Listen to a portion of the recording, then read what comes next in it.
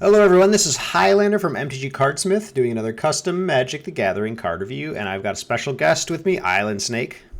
Hey everybody. And today we're reviewing a set called Corrinella. This is by TGBC. We've looked at a number of his sets, so let's dive into this one. This one is okay. This is our first card. It's called Lishenna Destruction Idol.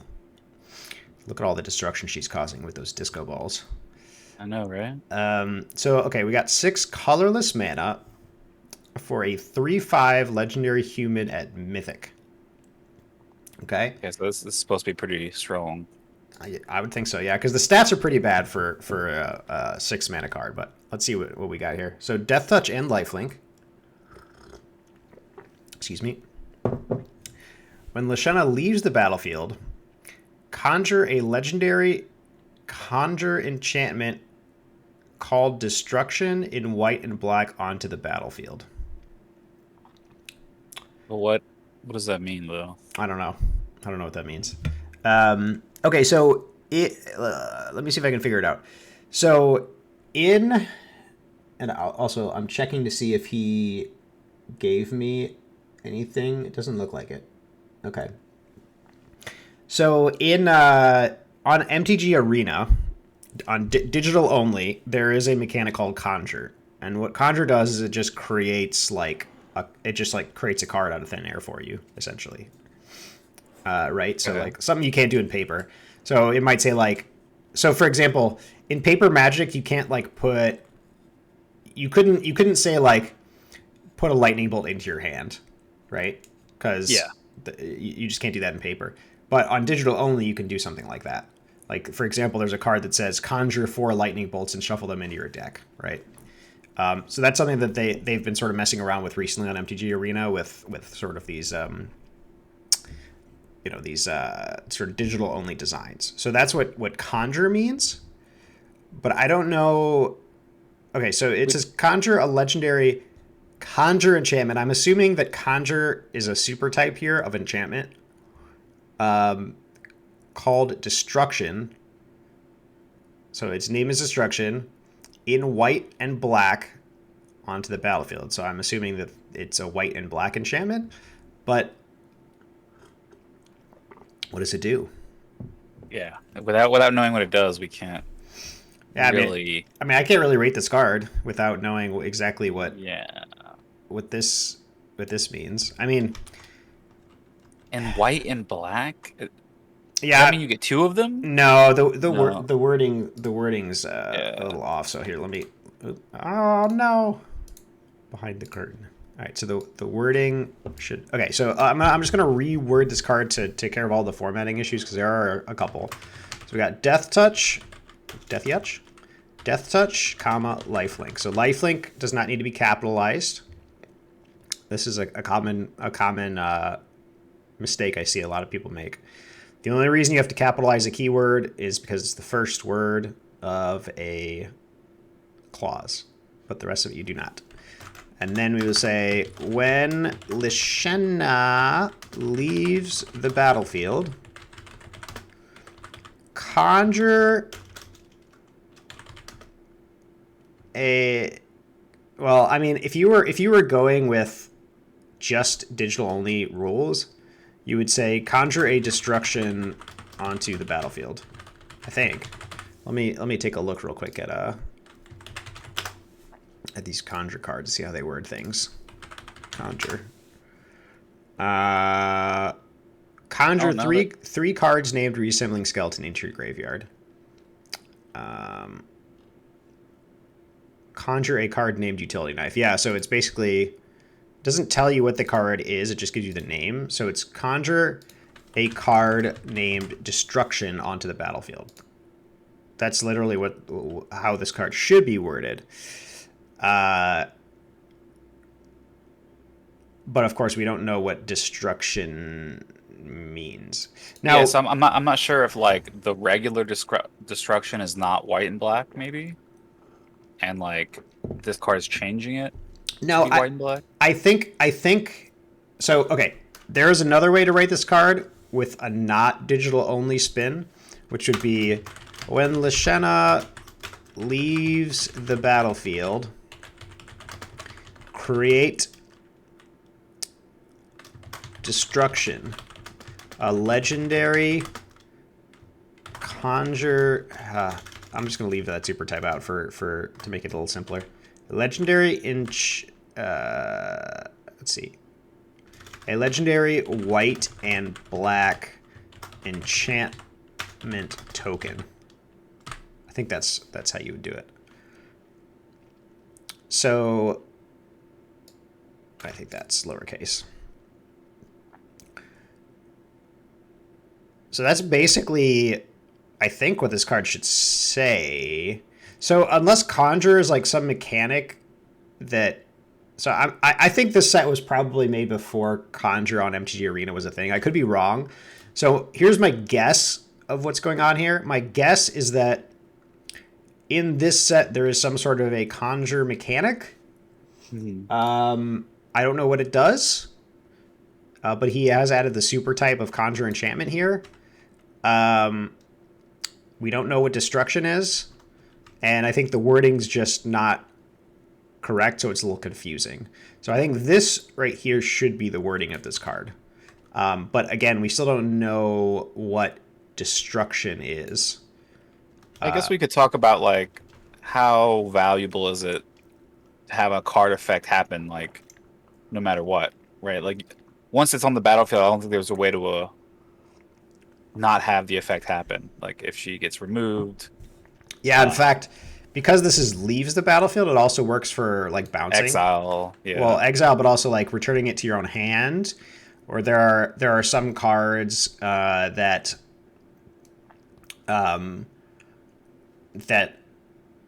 like exile something and immediately brings it back to the battlefield.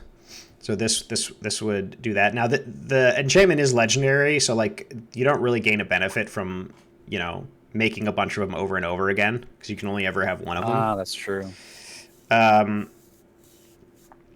Let's read this flavor text. Having lost her spark, Lishenna wants only to destroy the one responsible and return to the plane known as Morningstar.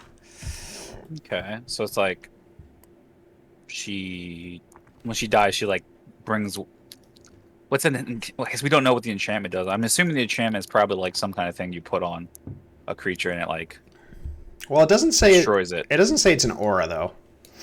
That's one that goes on a creature. So this is a really hard card to rate because we don't know what it does. So how do you feel about like these colorless creatures in general? I don't see any reason why this card should be colorless, really. I mean, like, what is your rule for like a colorless creature? I mean, I think a creature should be colorless in very few circumstances. Okay, there are Eldrazi. Are you familiar with Eldrazi? Those like ant things, right? Like the crystal. No, Eldrazi are like giant alien monsters in Magic Mythos, basically. I thought there was some kind of other magic creature I'm thinking of.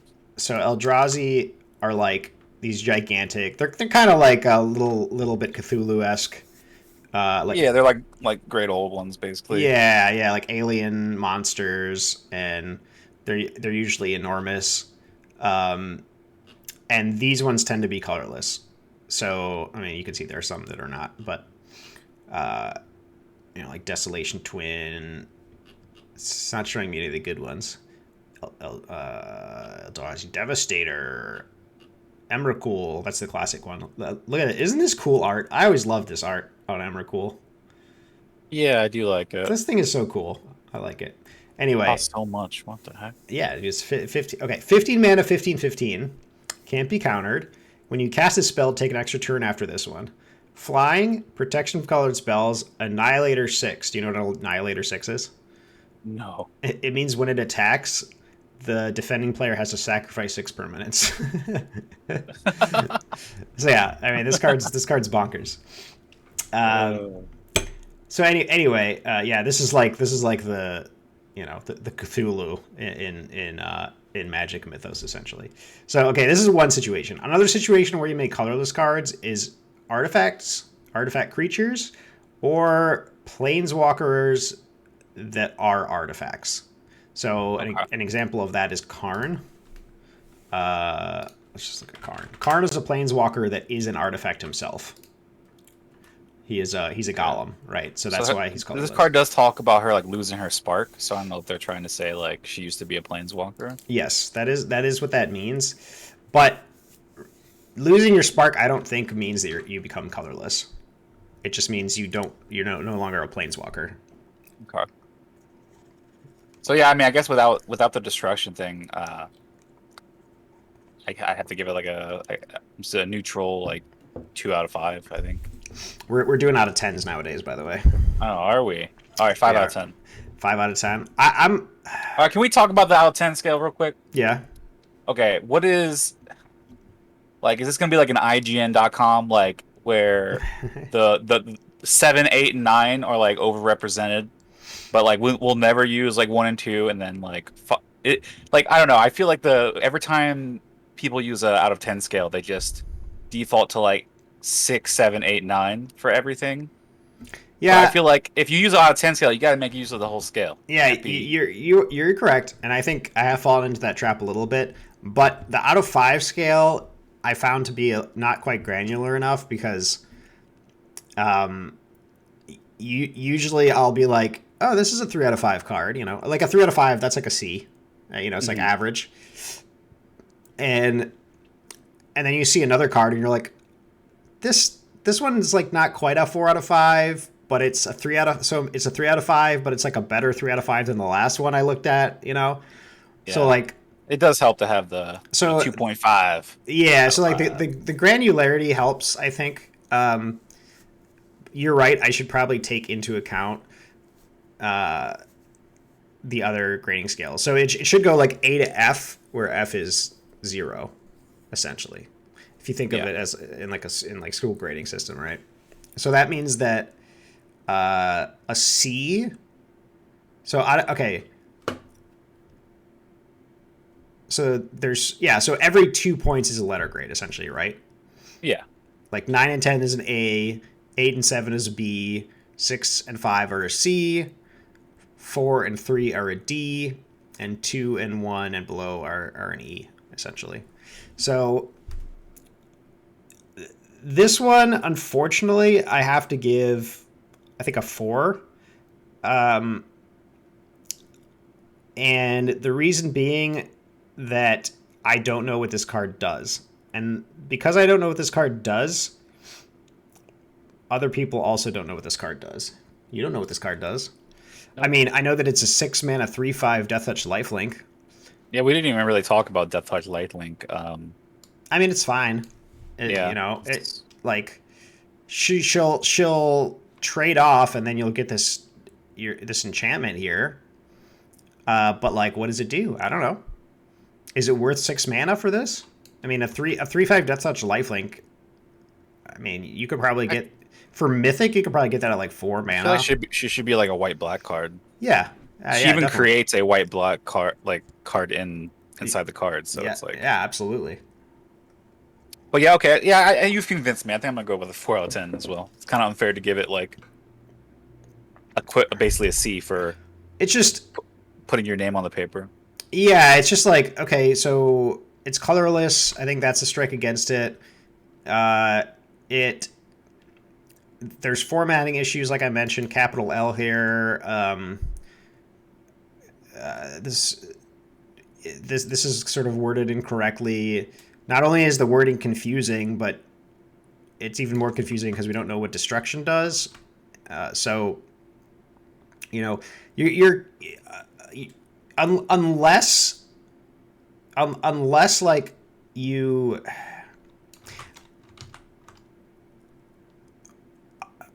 What am I trying to say? Unless like this is like part of a set, like a recurring thing in a set, you really need to explain what this does on a card, because